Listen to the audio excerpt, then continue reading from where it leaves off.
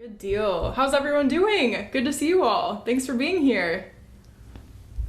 This is our first workshop of 2024, so welcome. All right, well, welcome everyone. My name is Lauren, and today we are going to be working on the tune Big Sandy, not to be confused with another really popular tune called Big Sandy River. That one is a little different, slightly more complicated and leaning into the bluegrass side, but this one is Big Sandy, and it's a lot of fun, and I think you all will enjoy it. So I will play it for you so you can hear how it sounds first, and then we will break it down. We're gonna start with learning the melody and just kind of go phrase by phrase, learning little chunks by ear, and then I will show you some things that you can incorporate into the melody, and hopefully if there's time we will also get to work on chords so that you can understand how to back this tune up if you were to play it with other people. So here we go.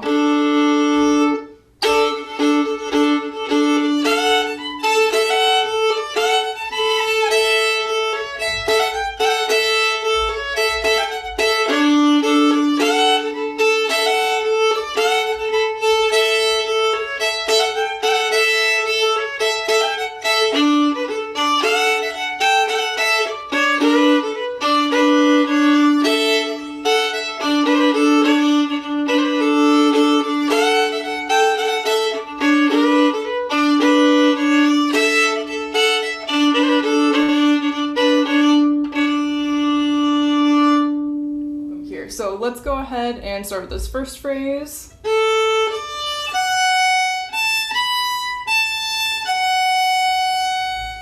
Good, good. Yeah, so when you're learning a tune by ear, this can be a really good way to learn little bits of the tune, little chunks faster. If you kind of separate phrases into a couple of different parts, maybe 2 or 3 parts, sometimes our brains aren't ready to retain a whole phrase, and it can be more difficult, especially the more notes and the more rhythm and variety that we have going on. So if you take the phrase and divide it up into smaller chunks, that way you can start to piece things together a little bit more easily. So with that in mind, let's go ahead and try this phrase one more time, and then we'll move on to the last phrase of the tune. Okay, well, let's go ahead and add in some double stops to start, and we'll just go phrase by phrase.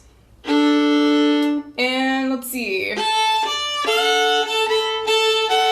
So what I want to do for this A part is we're going to, for the most part, not play a double stop on the pickup notes, but in the case of the very beginning, we can go ahead and do that, especially if you wanted to play a shuffle in the beginning.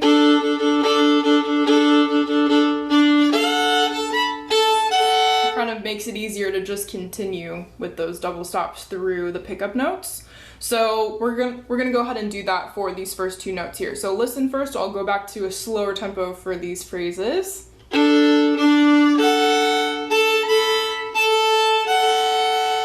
Good, yeah, and these are the decisions you'll have to make on your own when you're learning a tune for the first time and wanting to add double stops or other ornaments to it. Which notes sound good with double stops, and not only what notes sound good with double stops, but finding the right string to use as a drone or to find a different note on. So it's all a matter of just using your ear, and that combined with your knowledge of music theory and scales and chords, right? And how everything sort of fits together. So we're implementing all of those things here. Good deal. Okay, so let's go ahead and move on to our chords with these last few minutes here, so that at least you have an idea of some options for backing up this melody. So in the very beginning, of course, we're in the key of D major, so we can assume, and this isn't always the case, we can assume that we're going to be on the 1, and that's the case for this tune. So we're on our D major chord. So let's find D major, A and open D together, tune together a couple of times, and I want you to challenge yourself and see if you can play at least some of the chords along with the melody. So I'm going to be playing melody the whole time, and I want you to try to play at least some of these chords along with me. So whether you just choose one section, maybe you just play chords for the B section, for example, and melody for the A section, or however you want to do it, it's up to you, but see if you can incorporate a little bit of both into these last couple of playthroughs. All right? Okay. So, and also double stops. Feel free to incorporate those double stops that we worked on earlier if you're able to. Okay. So here we go. let's see, tempo. Let's do 1, 2, 3, 4, 1, 2.